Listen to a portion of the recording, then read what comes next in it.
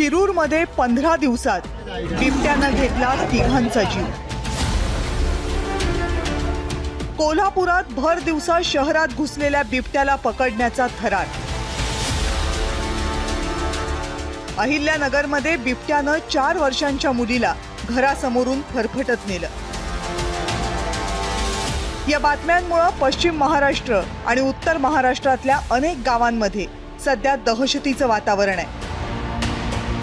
बिबट्याच्या हल्ल्यात बळी पडणारी माणसं, मुलं, प्राणी यांची संख्या आला दिवस वाढतच चालली आहे. फक्त गावातच नाही तर शहरातही बिबटे घुसतायत.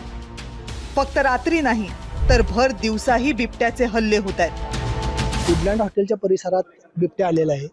त्यावेळी आम्ही वुडलँड हॉटेलच्या समोर गेलो तर त्यावेळी एका कर्मचाऱ्याने सांगितलं की आमच्या कंपाऊंडवरून उडी मारून MSCBच्या कार्यालयात गेलेला आहे म्हणून. त्यावेळी आम्ही आत आलो MSCBच्या ऑफिसमध्ये. त्यावेळी एक 10-15 पोलीस कर्मचारी आणि रेस्क्यू टीमचे थोडे कर्मचारी होते. आम्ही सगळे आत शोध घेण्यासाठी आलो असता कुठेही बिबट्या मिळाला नाही. पण एका जुन्या बिल्डिंगच्या मागच्या बाजूला एक सिमेंटचा चेंबर आहे, त्या चेंबरमध्ये बसलेला होता. आपल्या भागामध्ये बिबट्यांची संख्या वाढलेली आहेच, परंतु त्यांना भक्ष्यही मोठ्या प्रमाणात मिळते. जसं की जर्सी गाईची जी वासरं आहेत नर, ती लोक रस्त्याच्या कडेला सोडता येते, मोकळ्या माळरानावरती सोडून देता येते.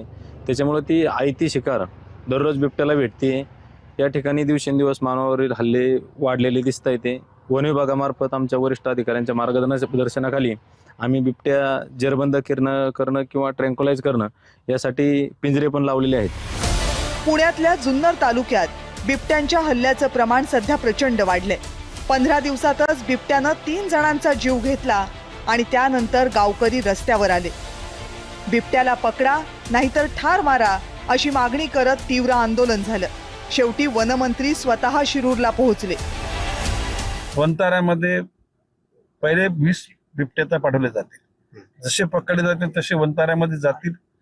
काही आफ्रिकन देशांनी मागणी केलेली आहे तर केंद्र सरकारची परवानगी घेऊन आफ्रिकन देशांना सुद्धा बिबटे दिले जातील. आता सॅटेलाइटच्या माध्यमातून आर्टिफिशियल इंटेलिजन्सचा वापर करून बिबट्या नुसता कॅमेरा जर आला तर 3 किलोमीटरमध्ये सायरन वाजेल. लोक सतर्क होतील. जर का तो लोकांच्या अंगावर येत असेल ना तर त्या ठिकाणी नरभक्षक त्याला शूट आउट शॉट करून टाका सांगितलेलं.